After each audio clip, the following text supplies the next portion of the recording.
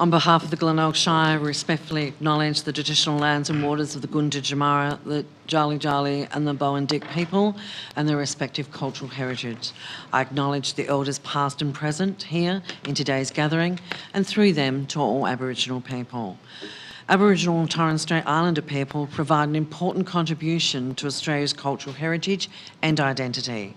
We respectfully acknowledge the Aboriginal and Torres Strait Islander community living throughout the Glenelg Shire and the contribution they make to the Glenelg Shire's prosperity and wellbeing. The recording of the meetings. To those present in the gallery today, by attending the public meeting of the Council, you are consenting to your image, voice and comments being recorded and published. Council meetings may be live streamed and the Chief Executive Officer will enable a copy of the recordings to the public. Receipt of apologies, there are nil. Could I put an apology for Director Hull, please? Oh, thank you. Director Hull, noted. And I welcome to the Council table this evening Councillor Robin and Councillor Alastair. Welcome on board. Question time. Questions from the gallery, please. There are no previous questions taken on notice.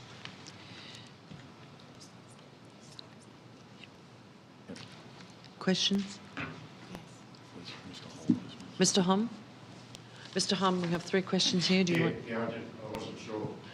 That's fine. I usually read our names out and tell us when it's our turn. That's fine. Okay. Just wait for mine. Okay, I've just got 3 questions. Well, first one is about the Green Waste Program. We recently had a green waste option where residents for 2 weeks in October could take their waste in for free, saving residents about $39,000, which was great. I'm just wondering whether, I've had previous conversations and I just wonder whether in fact Council would consider multiple free vouchers that are actually sent out with the rates notices, because October doesn't always suit everybody. And also the option of hard waste skip bins at different times around the town, just to assist residents. This is done in other councils and it would be a great initiative for Glenelg to take on board. So would you be good enough to investigate the opportunity for that to occur, please? I'll get Director Husband to answer that question. Can't hear. Through the Mayor, thank you, Mr Hum, for your question. Expanding waste services is quite expensive, so it would come at the cost of other services to Council. But the focus that we have had to date is to include the community and increase awareness, particularly in the areas of waste, and look at waste minimisation across the board. We also are looking at waste handling practices. So the current approach that we do have for the future is to look at a waste education strategy. And the aim there is to reduce commingled waste, to reduce the costs of waste haulage, and waste generally is water heavy, and to increase FOGO processing, that's food organics, garden organics, and to engage more in the circular economy. So it's a bigger question than that, Mr Hum, and thank you for that. Thank you. Sorry, I didn't hear a word. The audio's not very good tonight. Okay, I'll follow up on that one. The second question about the Christmas lights in Bendick Street. Second question is on Christmas lights at the Bendick Street closure. There was a lot of discussion about this, and the Christmas lights are back up. The Bendick Street is going to be open for the new year, and my question is to provide clarity and confidence for the community going forward. Will Council commit to the community that Council will act to embed this celebration such that this iconic community celebration will never be removed, and will be forever entrenched as part of our community Christmas and New Year's celebrations? Thank you, Mr Hum. Right.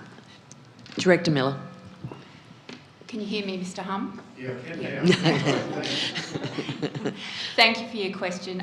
Christmas and New Year's Eve events are part of the annual budget process of Council, which is a competitive process. Confirming this year, we have got a Christmas event this Saturday from 2 till 5, and we've also got our New Year's Eve event from 5 to 10. So it would be part of the usual Council budget process. Thank you, Director Miller. Director Husband, would you mind, since how you've prepared something to answer this question, now that we've got audio, would you mind going back over that so that everybody can hear that? That's okay.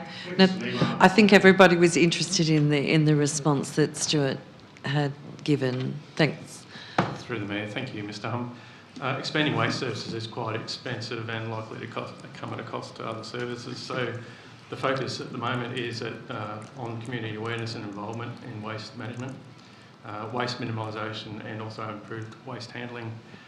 The waste education strategy that we're working on is a longer term strategy, and the idea there is to reduce the commingled waste, to reduce the cost of waste haulage, and to increase FOGO processing, which is around food organics and garden organics. And the main focus of the whole thing is to look at more engagement within the circular economy, so to reduce waste overall. Thank you, Director Husband. And your third question, Mr. Hum. Okay, my third question relates to the Glenelg Shire's Health and Wellbeing Plan. Objective 1.2 and 1.3 focus on building mental health and creating respectful and safe communities. Recently, an anomaly in the VEC rules for local government candidates was identified. Going forward, this matter impacts us all and is fundamental to the protection of all local communities in the state of Victoria from predatory behaviour against the most vulnerable. There is a submission that is now before the Minister and all of our local MPs, which I prepared, and which is currently being actively viewed. And I've actually had feedback from 6 MPs plus the Minister's office. And the submission is seeking to enact a change in the VEC electoral eligibility rules by excluding sex offenders from holding any form of public office. Now, reflecting on and in recognition of the very public and proactive focus on domestic and gender violence that we've seen with the 16 days of activism, which has been good, against gender violence, and this has been promoted by Glenelg Shire Council the past few weeks. I'm now asking, will this council advocate on behalf of the people of Glenelg Shire by formally writing to the Minister and to each of our local MPs, with each councillor supporting it and voicing your support for that submission? Now, you have a copy of that submission because I actually sent that to you, Madam Mayor. Thank you, Mr. Hum. Director Miller. Thank you, Madam Mayor. Council's not aware of any anomalies with the eligibility rules for local government candidates or a review into those rules. And if Council did become aware of a review into the eligibility criteria for local government candidates, then a submission would be considered at the time of that review. Thank you. Thank you. Further questions? Mr. Headlam. Thank you, Mayor. I hope you don't mind if I remain seated. That's fine.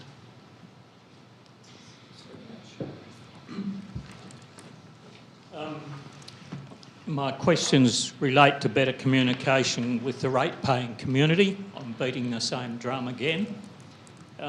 First question, Glenelg Shire Council has promised better communications with the rate-paying community. So far, nothing has happened. Why can't Council get articles published in the local newspapers? Other shires, for example East Gippsland and Southern Grampians, seem to be able to achieve this. Why can't this council? I probably can answer all of these questions. Thank you, Mr. Headlam. And look, we are reviewing the way we are communicating with the community, and we've currently developed a monthly council newsletter, which is about to go out to our ratepayers. So that's the first step that we've made. So we would like, to take up your option, and we hope that, you'll give us some feedback on that newsletter once that's delivered to you. And look, these other questions in here, we will be reviewing all of those, and certainly we've taken up some of the questions that you've asked us before, Mr. Headlam. But first of all, we're doing a council newsletter, and that will be very informative of the things that council's been doing over the last little time and what's coming up into the future. Thank you. Can I put the other two questions? Or Well, you can, but I think that, go on, you can if you wish to, but I think that the answer is going to be the same, that we're working through each of those options. And first of all, we're putting out a council newsletter. Well, Mayor, I wanted to bring up a couple of other points. Insisting on written questions to be received the day before a council meeting can be a bit meaningless when the agenda for the meeting is only released on the day prior. And if, for instance, some of this, I notice there's a change of council governance rules in tonight's agenda, and this is very relevant. To reduce the number of questions people can ask is a backward step in my book, because it's the only face-to-face opportunity we get with the Shire. Well, we certainly look forward to your submission on our reviewed governance rules, Mr. Headlam. And we certainly, as part of that, you'll pick up that the agenda will be released 48 hours beforehand, so it will be released on Friday, I believe. Thank you. Thank you. And the last question has to do with submissions to the council. At present, when you ask for submissions and so on, we're only allowed in one by one. We don't seem to be able to ever get a public forum, and the excuse in the past has been privacy of people's private information, but surely those that wish to present private information can do it or tick a box for privacy. But to get the best out of consultation with the community, we should be able to ask questions, and in the present form, we're not even allowed to ask any questions. So I think you're relating to budget submissions, Mr. Headlam? Any submissions? Okay. Well, look, we'll review those and pick up the governance rules and have a look at the changes that we've made to that. And please feel free to make a submission to that. Thank you. Further questions? Elaine. Thank you. Working? Is it working? Because I'm 85 years old and I just realised how deaf I am. Nobody's speaking really well into their microphone. Come on. Anyway, I'm Elaine Evans. As I said, I'm 85 and I'm representing the old Haywood School 297. I started school there 80 years ago for my education. It's probably the oldest building in Haywood, and we would like to see it back in use. It was closed, we were told, because of COVID, and that's fair enough, so it's been locked up for 3 years. No one's been able to get in. They've changed the locks. But anyway, just to let you know that SOS, Save Our School 297. It's a lovely old building. It's in the middle of Haywood. If you have a look, you can't help but miss it as you, not miss it, as you go through town. Anyway, the 3 questions that we have is what is required for the Haywood community to have the old school in a serviceable condition for use. I must admit I was disappointed when I was reading very briefly the council report on the school. I don't know when and how that was all tabulated for us. I don't believe a lot of it. And the next question is, the Promoting Haywood Group would like to convene a meeting with the asset manager at the school to get a thorough assessment of the building as soon as possible, and can this be arranged? The third question is, what is needed in order of importance to have the building back into being used for the community, so then the community can develop a strategy to use resources from the community? That's basically what it is, but I think if it's broken, fix it. We don't know what's really going on until I read your disappointing report in the council meetings there. We know nothing much Thanks, about Elaine. it. Anyway, save our school. As I said, I went to school there 80 years ago, so it's got to be worth saving. Thank you, Elaine. I'll get Director Husband to respond to your question. Through the Mayor, thanks. Talk Ms. into the Evans. microphone, please. Sorry, I'll try and speak louder. I do appreciate that's an excellent question. In fact, it's on the agenda tonight to discuss with Council, so I may leave it to that. But yes, we certainly are hearing the voices from the community. Thank you. Are there any further questions?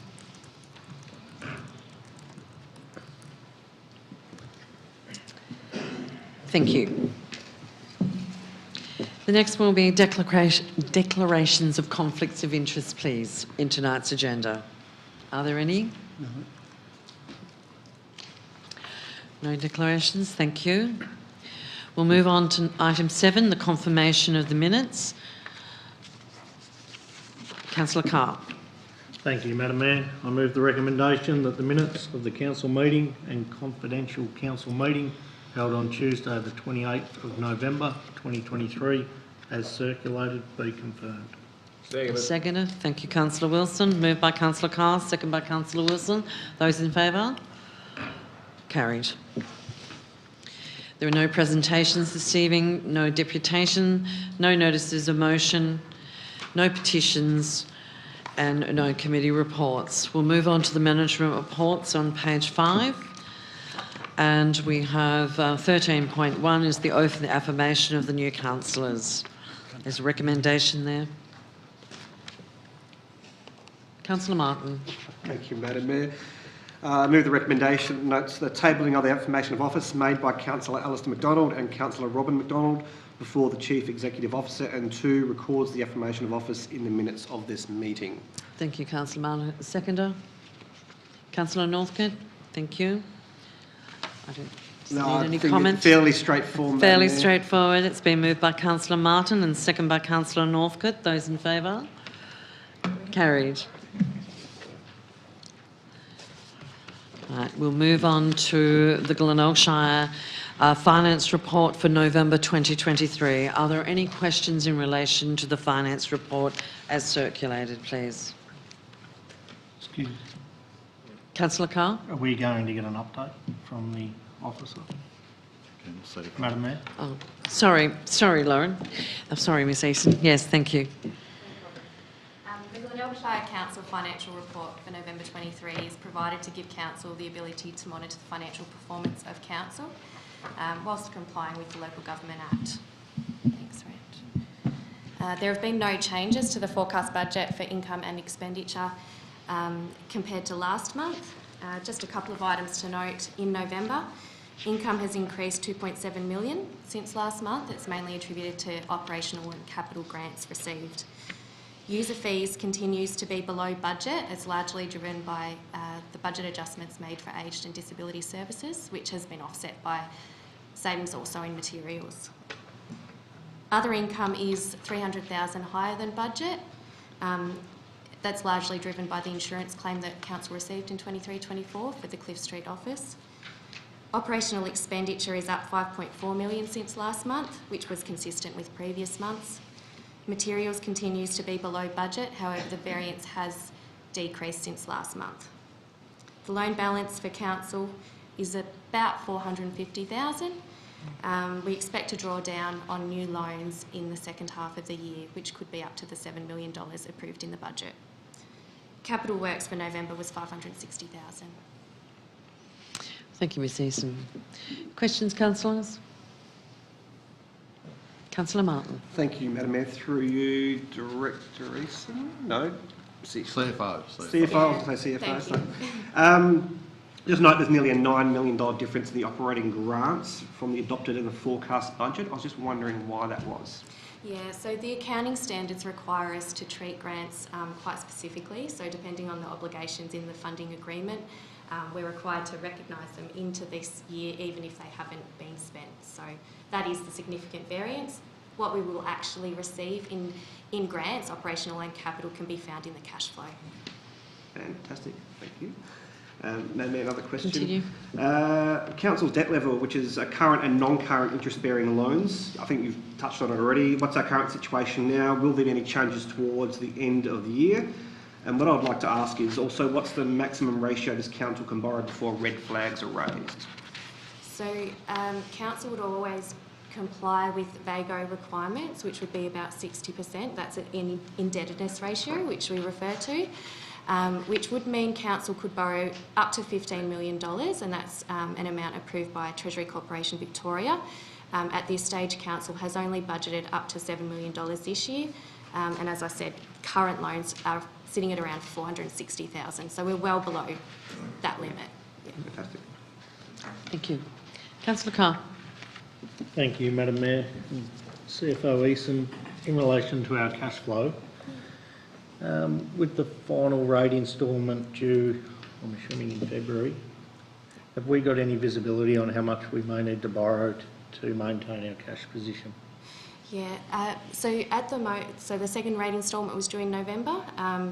We have received about $9.8 million to date, which is about 30% of what we will receive by the end of the year. Our cash will hit quite low amounts in Jan to March, largely dependent on capital works. So depending how that projected expenditure happens, we will foresee that we will take down that loan later in the year, so hopefully May, June. Thank you. Yeah. Thank you. Any further questions, councillors? If not, there's a motion there on page 7. Councillor Carr. Thank you, Madam Mayor. I move the recommendation that council receives the financial report for the period ending November 2023. Thank you. Councillor Martin. I'll second that, Madam Mayor. Sorry. Thank you. It's been moved by Councillor Carr and second by Councillor Martin. Those in favour? Carried.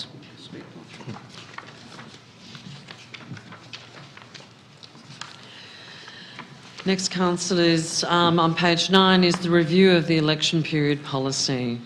Are there any questions in relation to this policy? Councillor Carr. Will we get an update, Madam Mayor? Oh, sorry. From me, Yes. yeah. From you? Yeah. Oh, CEO. In Director Hull's absence, I'll give an update.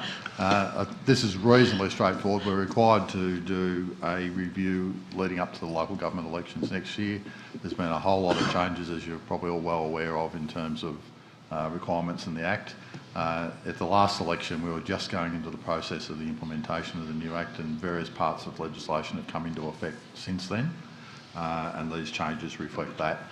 In practical terms, there's probably not a lot that you need to be aware of. It really revolves around what's commonly called the caretaker period, which means that there are certain actions council are limited in terms of what they can do, and that's designed to stop an outgoing council committing a new council to new expenditure. You can't do things like appoint a new CEO permanently, and you can't use council resources once the election period is called. Means there's a level playing field for all candidates, and that's what the policy is designed to do. Thank you. Any questions? Councillor Wilson. No questions, Madam Mayor. I was happy to move the officer's recommendation. Council 1 adopts the revised election period policy CPO CORPS GE008. 2 includes the adopted election period policy within Glenelg Shire Council's governance rules. Thank you. I'll second that, Madam Mayor. Thank you, Councillor Alistair. Any commentary, Councillor Wilson? Thank you, Madam Mayor. It is a very dry policy. but it is a very important one. It takes effect for 32 days leading up to the election. As the CEO has stated, it is to ensure that every candidate, whether they're a councillor retiring and seeking re-election or a new person trying to get on the council, has equal share of anything that occurs, equal information that is given out to those candidates. The policy is very strict and is very clear, and it ensures that sitting councillors that are intending to stand do follow these actions. Otherwise, there may be some repercussions if they do not. Thank you, Madam Mayor. Thank you, Councillor Wilson. Councillor Allister? No, I think Councillor Wilson's covered it, Madam Mayor. Thank you, and I just note, councillors, that this is a requirement for us to review this within about 12 months of the next election, so we're fulfilling that requirement. It's been moved by Councillor Wilson, second by Councillor Allister. Those in favour? Carried. Councillors, we'll move to 13.4, the governance rules update. Mr CEO. Thank you, Madam Mayor. This is not a scheduled update, but I think a timely one. It's been clear that there's some issues around the governance rules and their implementation. Some of the issues revolve around simply some practices that make sense that council's adopted but are not actually consistent with the rules. So some of those changes are straightforward to make things more in line with modern practice, and I'll give one example. For example, the current governance rules actually require everyone addressing council, including me, to be standing up. The meeting tends to flow more better if most people are sitting down, if people are formally addressing such as questions and they would stand up, and it changes that from being mandatory to at the Mayor's discretion. So there are some simple things like that. There is a major change being suggested to question time to make that run more smoothly. The main one is that the requirement to put the question in at least 24 hours in advance, and as outlined in that earlier question, we will make sure the agenda is published in advance, although it does tend to be the case, with the exception of one of the questions tonight, that most questions don't relate necessarily to the agenda, relate to other issues. But we will endeavour to get the agenda out by the close of business on Friday, so people have the weekend and Monday to look at it. The other advantage, and the significant advantage in doing that, is it will obviate the need in most circumstances, you can never guarantee this, for questions to be taken on notice, so that the current system builds in a time lag if it's a question that no one has the information for of a month.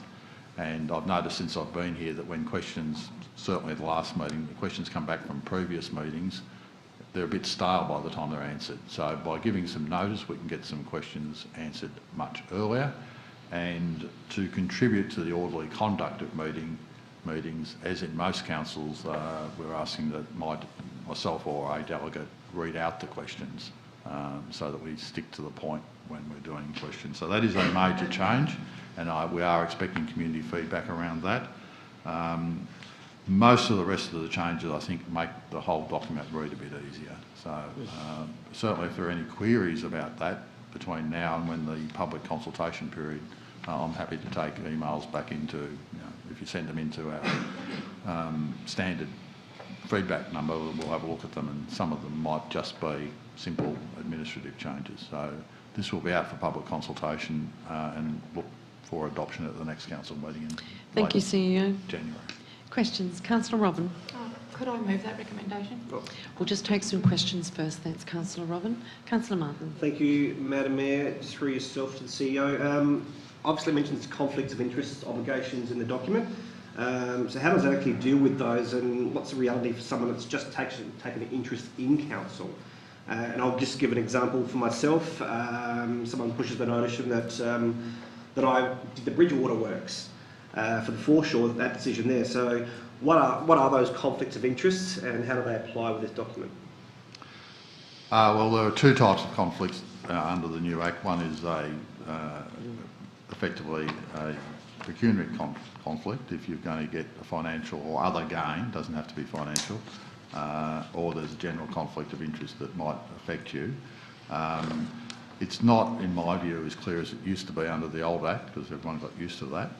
But the general issue is if you think you might have a conflict, you probably have. In other words, if it's a matter that's going to affect you in some way, or you think the perception is that it might affect you, people will often feel that they have to declare a conflict. Declaring a conflict, however, is very much a matter for the individual. It's something that you can get advice from officers, but the onus is on you to determine whether you have a conflict or not. Beautiful. And Madam Mayor, just one other question. I noticed there's something new, Chapter 3 with regards to the councillor briefings. Could you expand on that? You know, do things get decided behind closed doors? You know, how is it different from the past? Well, that's a good question. One of the issues that has been identified in recent times has been that there may be decisions being made in a forum which is closed, which is councillor briefings, or as we sometimes call them here, councillor workshops. It's very clear under the provisions of the Local Government Act that councillors meeting informally, even if it's a meeting that's been called formally, are not in a position to make decisions or direct staff. I believe that's caused some issues in the past.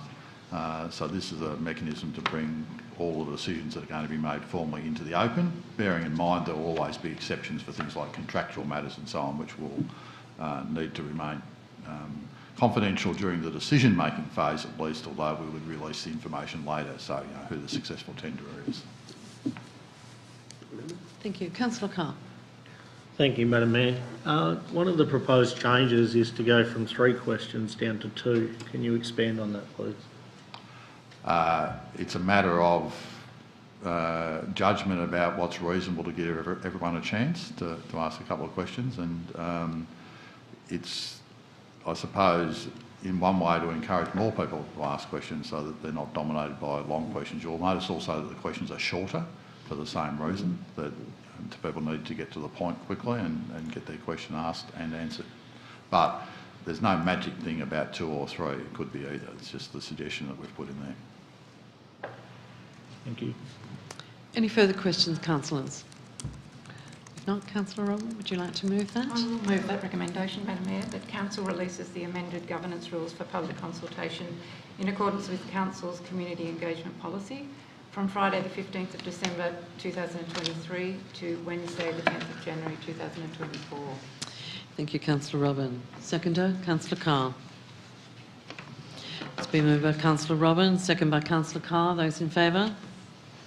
Carried. Thank you, councillors. No discussion. No discussion? Sorry? No discussion, Madam Mayor? No discussions. No. Vote's been taken. Sorry, Councillor Carr. We'll move on to the appointment of an S11A Instrument of Appointment Authorisation as detailed on page 13. Does anybody have any questions on this one? Well, I think I'm being looked at to say something. You want to say something? Very briefly, there are most delegations from councillors to the CEO and then ongoing to other staff. There are certain delegations that can only be done by council at a council meeting, and this happens to be one of them. When we get a new staff member who needs those delegations under the Planning and Environment Act, it needs to come to a council meeting. It's pretty straightforward. Any questions on that one? Councillor Carr? Thank you. I'm going to move it. That's fine. Thank you. Thank you, Madam Mayor. I move the recommendation that Council adopts the S11A Instrument of Appointment and Authorisation for Strategic Planner, Mr David White. Thank you. Second. Councillor Alistair? Do you want to speak to that? Yeah, I'd just like to welcome Mr Dwight to the organisation. It's pretty procedural, Madam Mayor. Thank you, Councillor Carr. If there's nothing further, I'll put the motion. Moved by Councillor Carr, second by Councillor Alistair. Those in favour? Carried. We'll move to page 15. Item 13.6, the Haywood Old School. Mr. CEO. Thank you, Mayor. There's been a little bit of discussion about this in question time. I think that there are a couple of important things to note about the Haywood School. The Haywood School is not going to be demolished, and we have an obligation to make sure that it's watertight and maintains its integrity. But we have, and off the top of my head, I don't know, Director Husband would be able to tell me how many buildings that we have, but I know it's hundreds of them. And this one has no current use or proposed use. It's not a situation, in my view, that you can spend a large amount of money, I think $500,000, to get this up to scratch if you don't know what you're going to use it for, when there's a whole lot of other facilities that we do know what we're going to use them for. So the reality with this building is that there are some, things that might come in the future, and none of those are sort of concrete at this stage. And if they did, and there was a use, and we needed this building for that purpose, then we would certainly come back and say, there's an identified use for this building. There are other options with the building, but demolishing it's not one of them, given that it's a heritage building, so that's not on the cards if that's what people's concern is. So we're really saying let's see what happens over the next 12 or 18 months, and if there's an identified need to use this building for something, whether by us or a community group or another government agency, for example, then we can look at it again. Thank you, Mr. CEO. Questions, councillors? Councillor Martin. Thank you, Madam Mayor. This might be a one to take on notice. Mr. CEO, is there any information of why the Portland Haywood Shire Council took on the asset back in 1978? It's just why is the council taking this? Look, I'm not going to take it on notice, thanks to you, Mayor. I will answer it.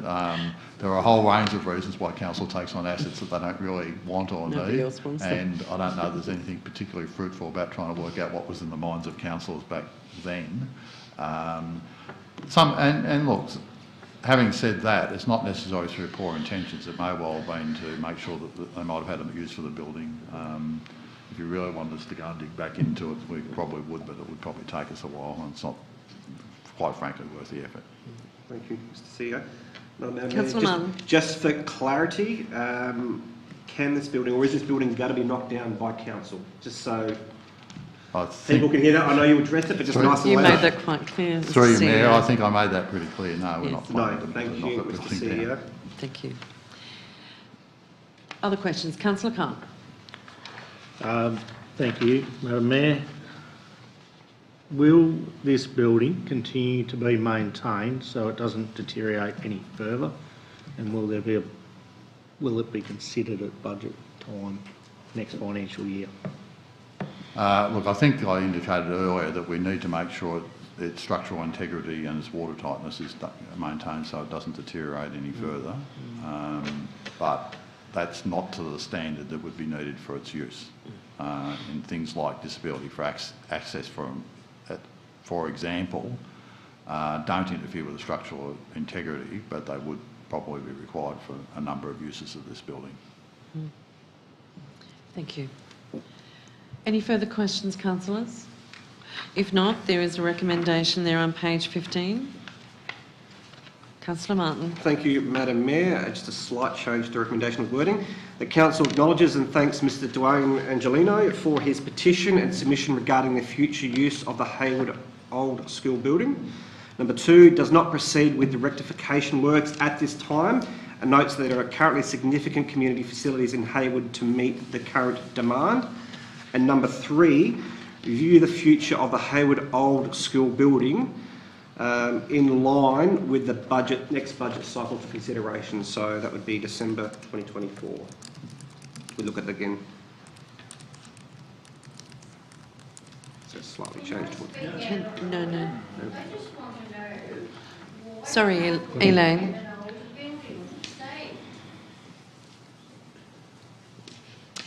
Clarify, please. Can you please clarify Yep, that in 12 months' time? So review the future of the Haywood School building in line with the budget cycle for consideration in 12 months' time, so in December 2024. would be the budget cycle, whether it's December or January, but the budget cycle for next time. So we'll just put in there that review the future of the Haywood Old School Building December 2024. By 2024? Around that time for budget Okay, consideration. Madam thank you. Second, Madam Mayor. Thank you, Councillor Carr. Councillors are clear on the amendment to the motion? Does anybody...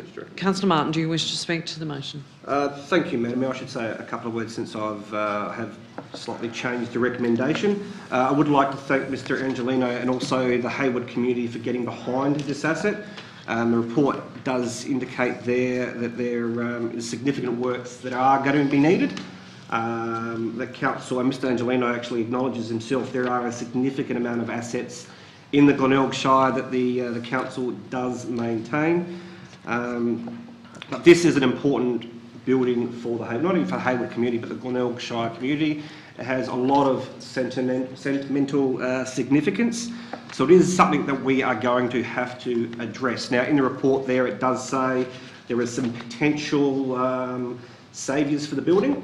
They were not quite there yet for them, so it is really a wait and see. But the intention, I think my intention and the council's intention is we're not ignoring it. There are hopefully other options that will come up that will address the building. So I'd like to thank Mr Angelino and the Haywood community for getting behind this important building. Thank you, Councillor Martin. Councillor Carr, as seconder, would you like to comment? Yeah, thanks, Madam Mayor. I'd also like to thank Mr Angelino and, is it Miss Evans? For coming to council tonight and asking those questions. And look, 12 months is a long time in council, and you know something may come up, and I thank Mr Martin for ensuring that review is done within the next 12 months. Thank you, Councillor Carr. It's been moved by Councillor Martin and seconded by Councillor Carr. Those in favour? Carried. Thank you. I'm happy to talk to you after the meeting.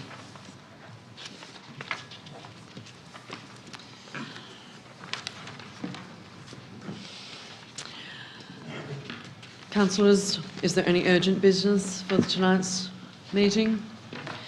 There are no confidential reports. So before I close the meeting tonight, I'd like to sincerely wish all of our community a very Merry Christmas and a Happy New Year, and to travel safe over the Christmas period. To the senior management team and the CEO, thank you for your input, and to the staff. And to our guests tonight in the audience, we thank you for your attendance and wish you a very Merry Christmas. And I will close the meeting. Thank you.